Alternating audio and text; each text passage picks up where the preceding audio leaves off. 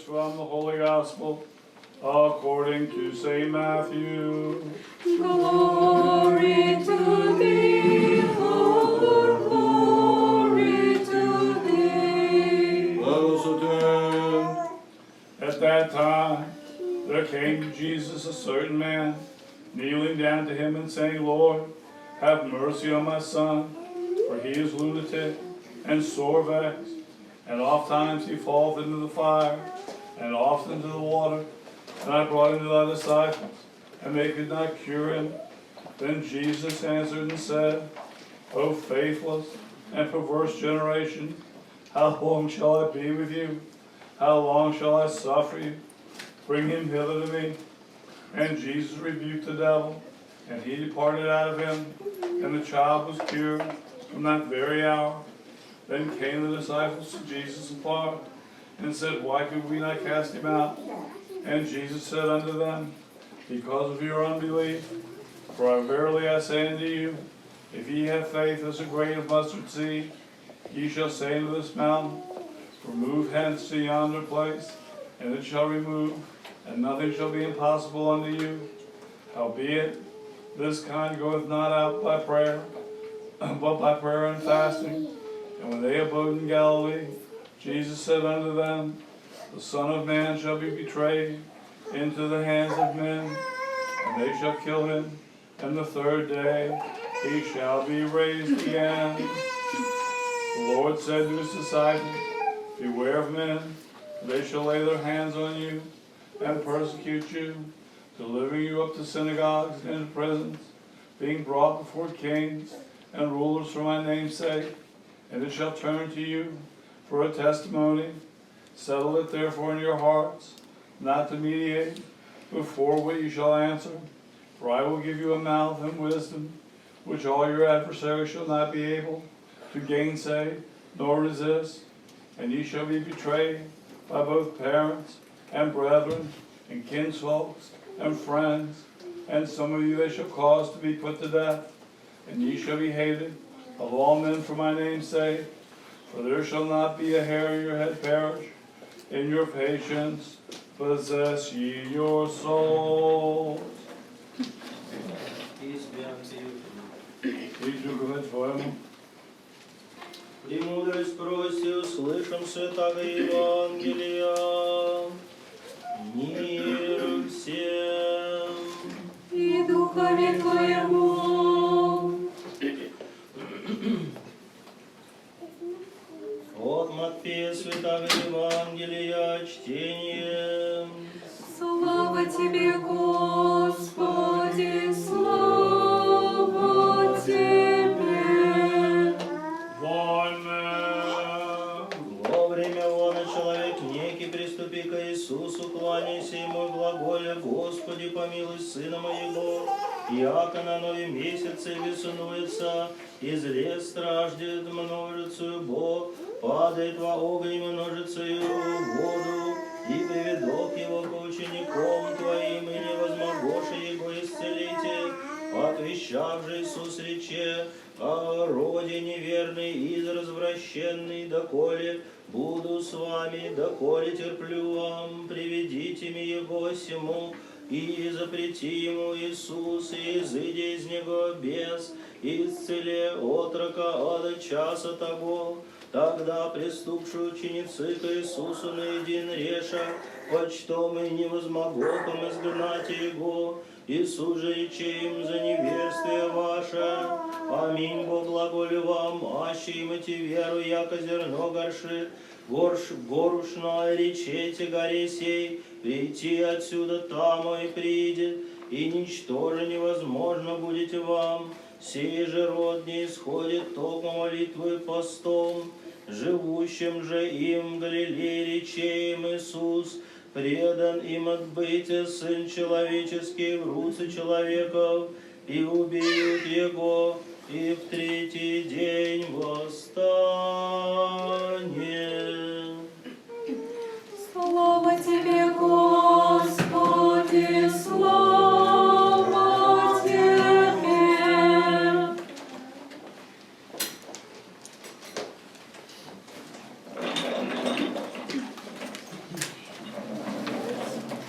Отца и Сына и Святаго Духа. С праздником, дорогие братья и сестры! Сегодняшнее Евангелие говорит нам о бесноватом мальчике, которого приводят ко Христу.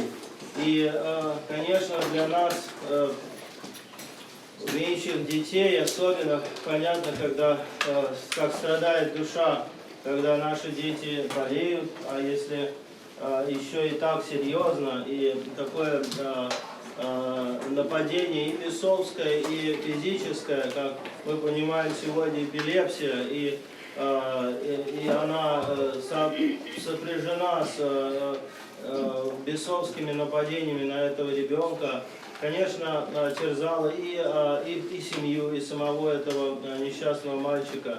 И мы видим, что ученики были не способны победить и изгнать этого беса.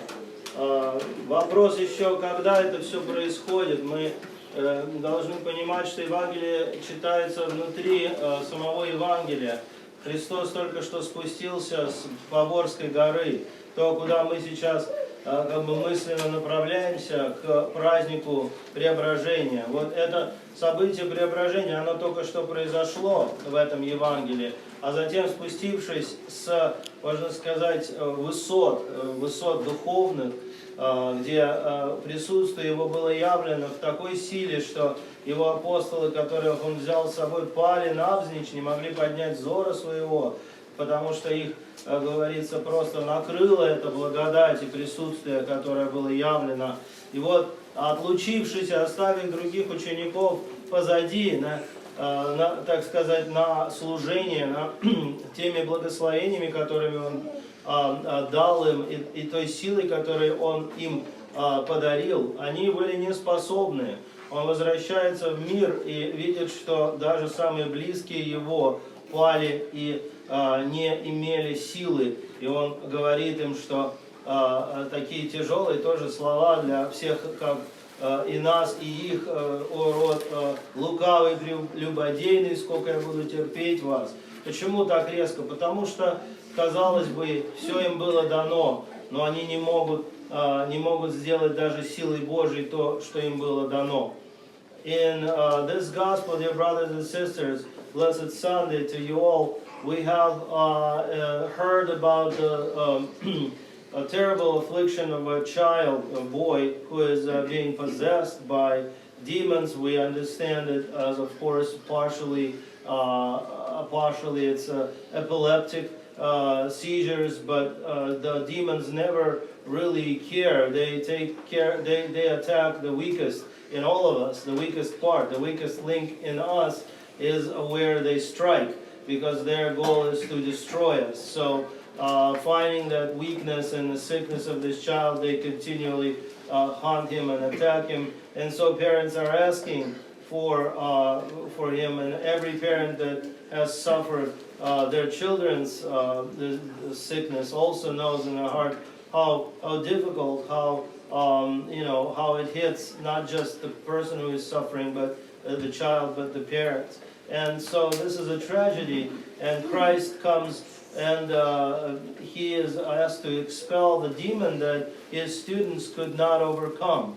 And so the question is raised by Christ. He says to them, actually also kind of hurtful thing, as we would take it, kind of rough. He says, oh, you are the generation, the unfaithful and lustful and basically unclean, and he's just basically having go at them.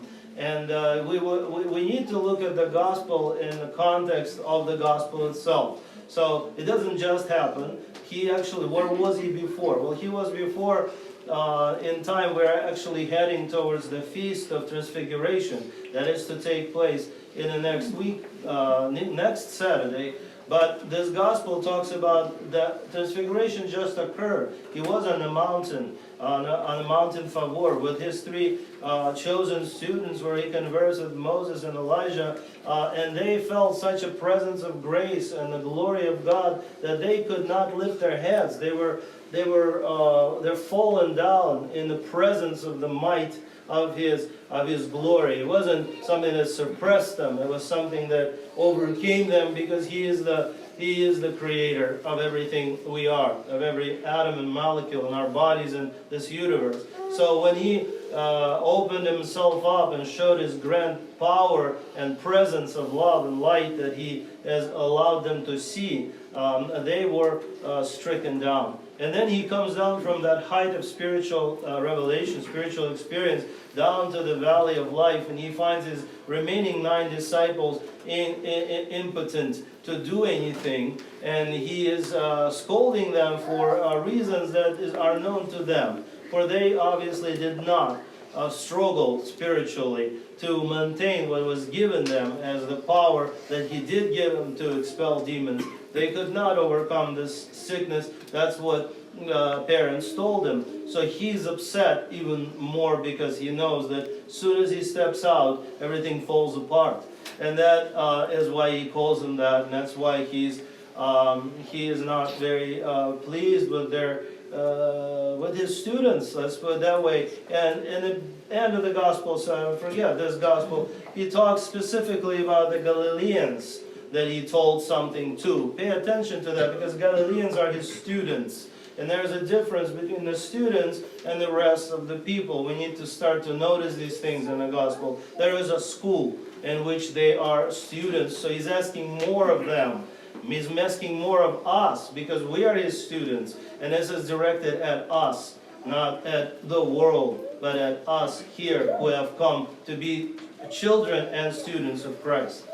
И вот перевожу, что сказал на всякий случай, потому что Христос ругает своих учеников. И здесь еще раз в этом Евангелии отмечено, галилеянам Он сказал определенные слова. Почему разделение идет? Потому что галилеяне были Его ученики, это была школа. И учеников Он воспитывал более, так сказать, нацеленно, более жестко и давал им намного больше откровения, чем людям внешним, которые все время приходили и говорили: накорми, излечи, сделай это, сделай то. И вот Бог, как некий функционирующий такой исполнитель желаний наших нужд, которым Он часто для нас всех становится, являл эти все чудеса народу. А учеников Он пытался взрастить в тех, кто могут реально идти и быть христианами по-настоящему, не потребителями чудес и желаний исполнителями для них, а быть для них именно путем жизни и реальным проживанием Его заповедей. И об этом сегодняшнее Его учение. И учение дальше формулируется, кристаллизуется прекрасный образ горчичного зерна, которым Он говорит: если вера ваша была бы как горчичное зерно, то вы бы тогда могли горы переставлять. Опять о чем речь? Об этой самой горе Фавор. Потому что только что с нее спустился Христос. И об этом горчичном зерне. Горчичное зерно означало самое маленькое, крохотное, как мы бы сегодня сказали, раньше было понятие горчичное зерно, сегодня мы говорим атом. Да, маленькая частица была бы хотя бы в нас веры. Что говорит Христос? У нас нету веры даже такой микроскопической, а иначе мы могли бы переставлять горы, может быть, восходить на эти горы, которым Он нас зовет. Мы бы могли, если бы была вера. Так вот, вопрос ставится краеугольный здесь. О чем это Евангелие? О вере. Если бы была вера, вы бы могли. Могли что? Могли бы не только горы переставлять в таком странном, знаете, аллегорическом смысле, а могли бы восходить на них духовно. Потому что без веры мы никуда не взойдем, и ничто не изменим, и ничто не сотворим. Потому что все чудеса, которые даруются человеку, они начинают происходить по вере. А чудеса здесь какие? И здесь евангелист Матфей неожиданно добавляет такую фразу: этот род изгоняется только молитвой и постом. Здесь такой ключ. На самом деле эта фраза была как бы им добавлена туда, потому что в других 3 евангелистах эта фраза не говорится. То есть это что? Это его пояснение, почему это тоже надо. Мы должны молиться и поститься. Мы начинаем пост. Пост в честь Успения Божьей Матери. И нам дает наставление евангелист и Господь. И это важно услышать. So as we go through this scene, we see that Christ, as he's upset, he's also giving an answer. He is calling to the key of this gospel reading, and he is saying, if your faith was as small as the mustard seed, if you had only just a little bit of faith, you could be making these things happen. Faith as small as a mustard seed. At the time, mustard seed was perceived to be this minuscule, really small thing. In fact, a huge tree can grow out of a mustard seed. Today we would say like an atom, like something so absolutely minuscule. We don't have it, he's saying. You don't have it. He's pointing to us because he is calling us to be his students. We are come to church not to fulfill external people that are coming and saying, feed us, heal us, do this for us, fulfill our needs. Church or Christ himself, even at the time when he's walking through Judea and all over, he is being asked by all these external multitudes to be constantly catered to in one way or the other, for them to be taking care of their needs. But his students, which we are numbered amongst, are asked to grow spiritually. That's when he's talking about our faith and the mountain. Which mountain? Again, Mount Favor, which he just came down from. He's talking about spiritual ascent that we are to take up, that we are to be able to do. And through faith, if our faith is as small as an atom, we could do it. But we don't even have that, apparently. And that's what he's calling us onto. He's trying to awaken us to the fact that faith matters the most. We cannot attain any miracles. But then evangelist Matthew adds something that we don't see in Luke and Mark in this particular story. He has this phrase, only by prayer and fasting, this, he means the demons, will be expelled. So it just is like inserted there, but it's helpful because it's reminding us that that's what we need also to exercise our will, exercise our power, and be faithful. And now we come to the cornerstone because we are about to begin the great, not great, it's great spiritually, but it's very small, a small fast. And right before the fast, we read these words that are read to us and are reminding us that fasting and prayer are the keys. But keys to what? They're keys to faith. So if we have faith and we enter fasting and prayer, we have to ask ourselves, what are we asking about? What are we praying for? What is the purpose of our fasting? The purpose of our fasting and prayer is to have faith, is asking God to help us to overcome our base nature, passions, our animalistic tendencies, to become godlike, to become human-like, is to have faith that he can help us. No matter how long we'll not eat or not drink or not sleep, we will not become closer to God without faith. He talks about that. Holy Fathers say, one monk came to another and said, Father, Geranda, I am fasting all the time and I'm not eating almost at all, I'm not sleeping. And he says, so what? Demons don't eat or sleep ever.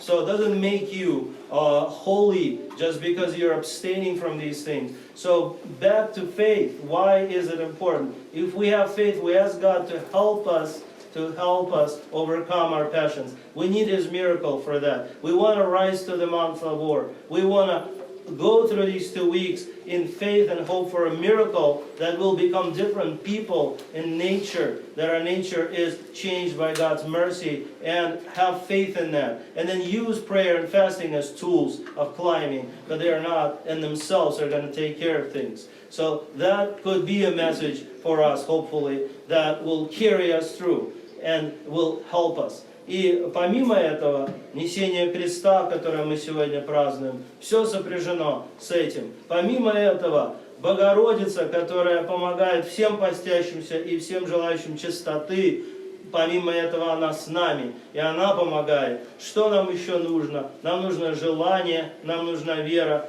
на упование на милость Божию и на помощь Матери Божией, и искреннее хотение измениться, не получить что-то материальное, а получить что-то духовное, стать лучшими людьми и стать духовными существами. And so, in conclusion, what is happening? We have the apparition where we're coming out with the cross. We're carrying our crosses. Tomorrow is the feast. That's why we're wearing red already. We're preparing to carry a cross. And we have Mother of God who is with us, for it is her mission fast. So may all our passions lie down dormant and fall away. And we ask for her help and for her intercession, because all the monastics pray to Mother of God for purity and help with the passions. And if we have that sincere desire to overcome them, we have faith, and the mountains will move, and our desire of spiritual growth will come true if we truly have it. We can do it with His grace and mercy. God bless you all, and let's begin this fast in strength and faith, and may it be as big as the mustard seed, so that our glory will be shining in God. Amen.